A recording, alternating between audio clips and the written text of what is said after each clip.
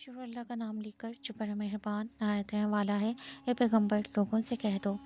کہ میرے پاس وحی آئی ہے کہ جنوں کی ایک جماعت نے اس کتاب کو سنا تو کہنے لگے کہ ہم نے ایک عجیب قرآن سنا جو بھلائی کا رستہ بتاتا ہے، سو ہم اس پر ایمان لے آئے اور ہم اپنے پروردگار کے ساتھ کسی کو شریک نہیں بنائیں گے، اور یہ کہ ہمارے پروردگار کی عظمت شان بہت بڑی ہے، وہ نہ بیوی رکھتا ہے اور نہ اولاد، اور یہ کہ ہم میں سے بعض بے وقوف خدا کے بارے میں جھوٹ افطرا کرتا ہے، اور ہمارا یہ خیال تھا کہ انسان اور جن خدا کی نسبت جھوٹ نہیں بولتے، اور یہ کہ بعض بنی آدم بعض جنات کی پناہ پکڑا کرتے تھے، اس سے ان کی سرکشی اور بڑھ گئی تھی، اور یہ کہ ان کا بھی یہی اعتقاد تھا کہ جس طرح تمہارا تھا کہ خدا کسی کو نہیں جلائے گا، اور یہ کہ ہم نے آسمان کو ٹٹولا تو اس کو مضبوط چوکیداروں اور انگاروں سے بھرا ہوا پایا، اور یہ کہ پہلے ہم وہاں بہت سے مقامات میں خبریں سننے کے لیے بیٹھا کرتے تھے، اب کوئی سننا چاہے تو اپنے لیے انگارہ تیار پائے،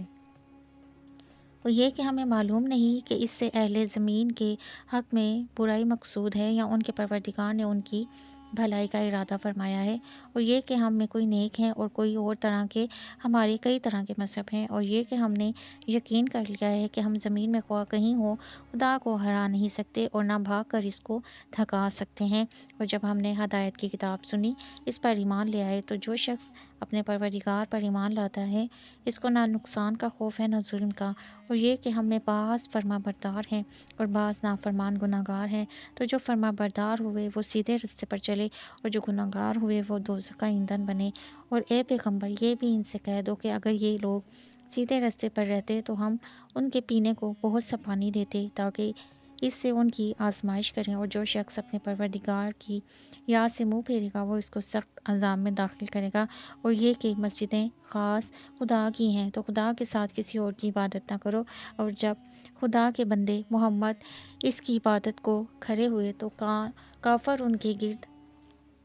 ہجوم کر لینے کو تھے، کہہ دو میں تو اپنے پروردگار ہی کی عبادت کرتا ہوں اور کسی کو اس کا شریک نہیں بناتا، یہ بھی کہہ دو کہ میں تمہارے حق میں نفع اور نقصان کا کچھ اختیار نہیں رکھتا، یہ بھی کہہ دو کہ خدا کے عذاب سے مجھے کوئی پناہ نہیں دے سکتا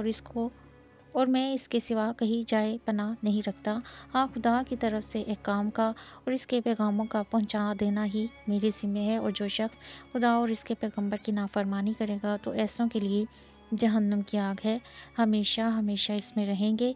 یہاں تک کہ جب یہ لوگ وہ دن دیکھ لیں گے جس کا ان سے وعدہ کیا جاتا ہے، تب ان کو معلوم ہو جائے گا کہ مددگار کس کے کمزور اور شمار کن کا تھوڑا ہے، کہہ دو جس دن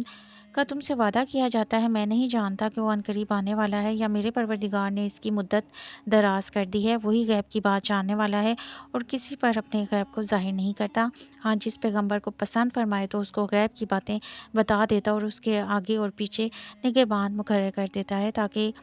معلوم فرمائے کہ انہوں نے اپنے پروردگار کے پیغام پہنچا دیے ہیں، اور یوں تو اس نے ان کی سب چیزوں کو ہر طرف سے قابو کر رکھا ہے اور ایک ایک چیز گن رکھی ہے۔